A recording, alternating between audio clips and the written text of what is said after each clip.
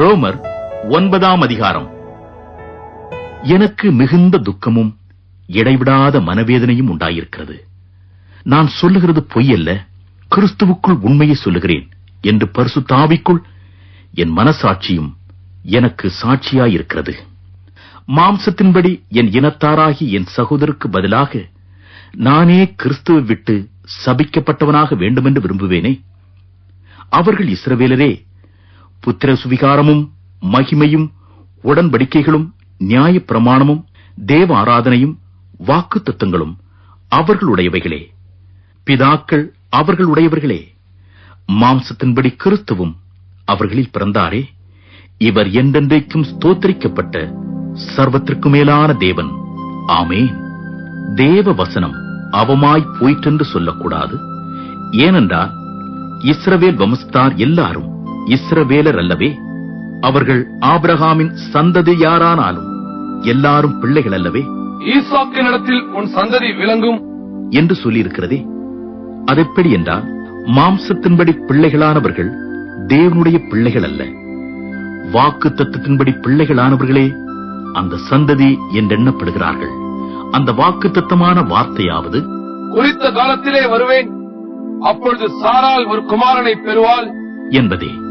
இதுவும் அல்லாமல் நம்முடைய பிதாவாகிய ஈசாக்கு என்னும் ஒருவனாலே ரெபேக்காள் கர்ப்பவதியான போது பிள்ளைகள் இன்னும் பிறவாமலும் நல்வினை தீவினை ஒன்றும் செய்யாமலும் இருக்கையில் தேவனுடைய தெரிந்து கொள்ளுதலின்படி இருக்கிற அவருடைய தீர்மானம் கிரியைகளினாலே நிலை நிற்காமல் அழைக்கிறவராலே நிலை நிற்கும்படிக்கு மூத்தவன் இளையவனுக்கு ஊழியம் செய்வான் என்று அவளுடனே சொல்லப்பட்டது. அப்படியே யாக்கோபை சிநேகித்து ஏசாவை வெறுத்தேன் என்றும் எழுதியிருக்கிறது. ஆகையால் நாம் என்ன சொல்லுவோம்? தேவனிடத்திலே அநீதி உண்டென்று சொல்லலாமா? சொல்லக்கூடாதே. அவர் மோசேயை நோக்கி, எவன் மேல் இரக்கமாயிருக்க சித்தமாயிருப்பேனோ அவன் மேல் இரக்கமாயிருப்பேன், எவன் மேல் உருக்கமாயிருக்க சித்தமாயிருப்பேனோ அவன் மேல் உருக்கமாயிருப்பேன் என்றார். ஆகையால் விரும்புகிறவனாலும் அல்ல, ஓடுகிறவனாலும் அல்ல, இறங்குகிற தேவனாலேயாம். மேலும் என்னுடைய வல்லமையை உன்னிடத்தில் காண்பிக்கும்படியாகவும் என்னுடைய நாமம் பூமியில் எங்கும் பிரஸ்தாபமாகும்படியாகவும் உன்னை நிலைநிறுத்தினேன் என்று பார்வோனுடனே சொன்னதாக வேதத்தில் சொல்லியிருக்கிறது. ஆதலால் எவன் மேல் இரக்கமாயிருக்க சித்தமாயிருக்கிறாரோ அவன் மேல் இரக்கமாயிருக்கிறார். எவனை கடினப்படுத்த சித்தமாயிருக்கிறாரோ அவனை கடினப்படுத்துகிறார். இப்படியானால் அவர் இன்னும் ஏன் குற்றம் பிடிக்கிறார்? அவர் சித்தத்திற்கு எதிர்த்து நிற்பவன் யார் என்று என்னுடனே சொல்லுவாய். அப்படியானால் மனுஷனே, தேவனோடு எதிர்த்து தர்க்கிக்கிற நீ யார்? உருவாக்கப்பட்ட வஸ்து உருவாக்கினவனை நோக்கி, நீ என்னை ஏன் இப்படி உண்டாக்கினாய் என்று சொல்லலாமா?